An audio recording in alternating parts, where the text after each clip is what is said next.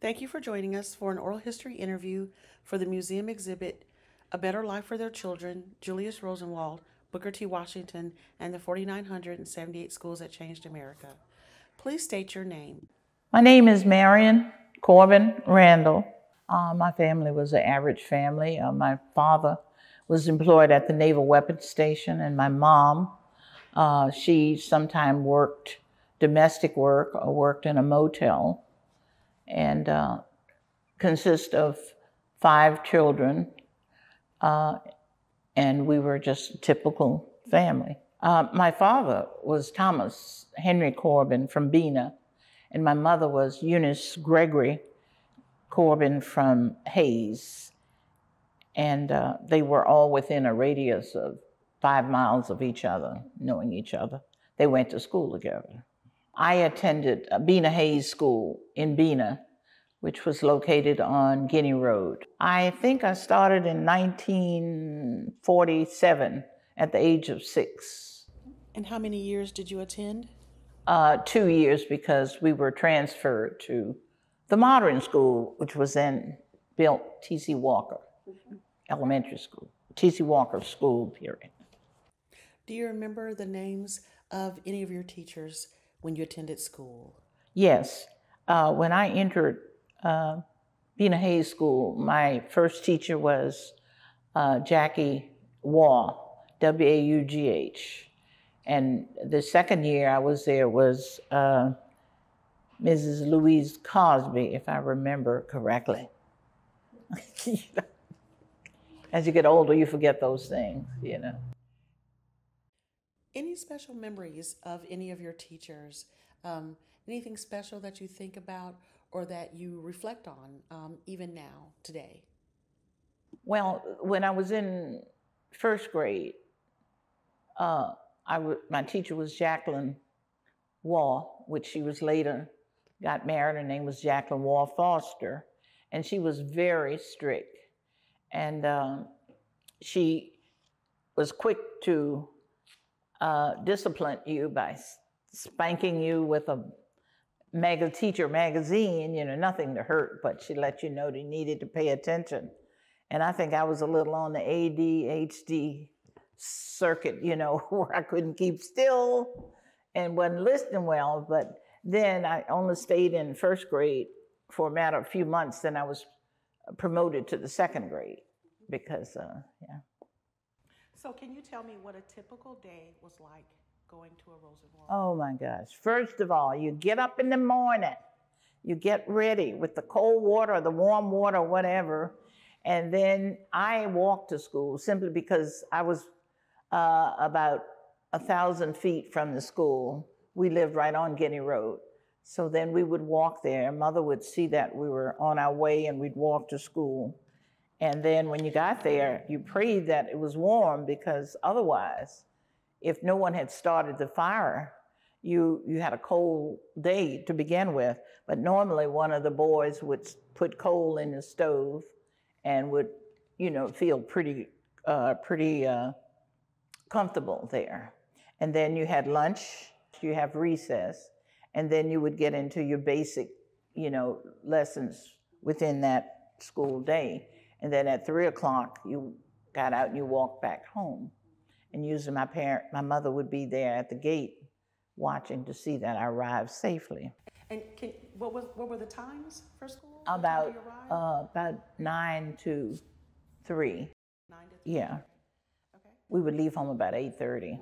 And what was the academic year at that time? Was it August to May like it is now, or? September to June. September to June. Mm-hmm. Okay.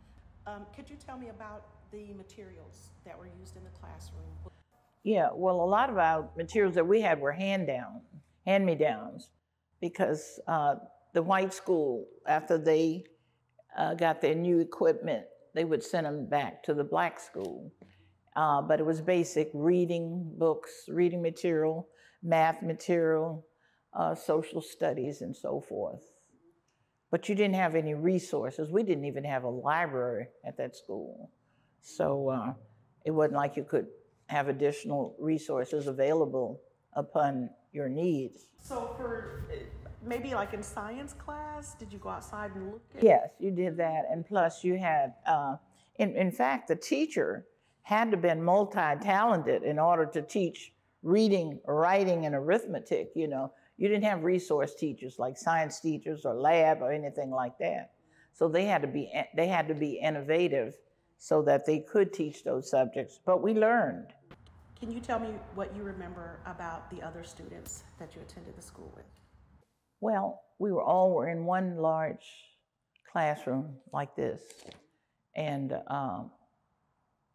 we were all, you know, we played together and did everything together, did our books, and did our lessons and so forth together. So everybody had to be cooperative and had to be willing to learn. If not, they would call your parents, not call your parents, but send a note home, and your parents, your mother or dad, would be there the next day.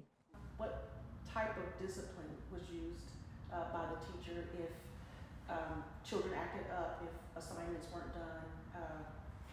Did they use corporal punishment back then? Yes, honey, they used corporal punishment. They had rulers, and they either spank you on your rear end or in your hand, you know, held your hand open, or still put you in the corner, denied you recess and stuff like that. So it's basically the same thing. What type of bathroom facilities did the school have? Oh, here we go, here we go. In fact, some of you I need to describe what an outdoor toilet is. It means you go outside to use the bathroom in a building. And I was telling one of the other interviewees, that Marion, that I thought we had running water, but she was saying, no, it was an outside toilet. But it was an outside building. It wasn't even attached to the school building. You had to go outside and use the bathroom. And they had times for you to go. It wasn't like you said, well, I need to go to the bathroom, but you had to be supervised in order to go, because you might leave the school property, being it's outside. So you also touched on lunchtime, but no meals were provided by the school, correct? Everyone brought their own? You had to bring your own lunch, yes. And what did you bring? Do you remember what you typically brought for lunch? Typically, it could have been anything left over from the night before dinner or something. And sometimes Mother would have like lunch meat, bologna.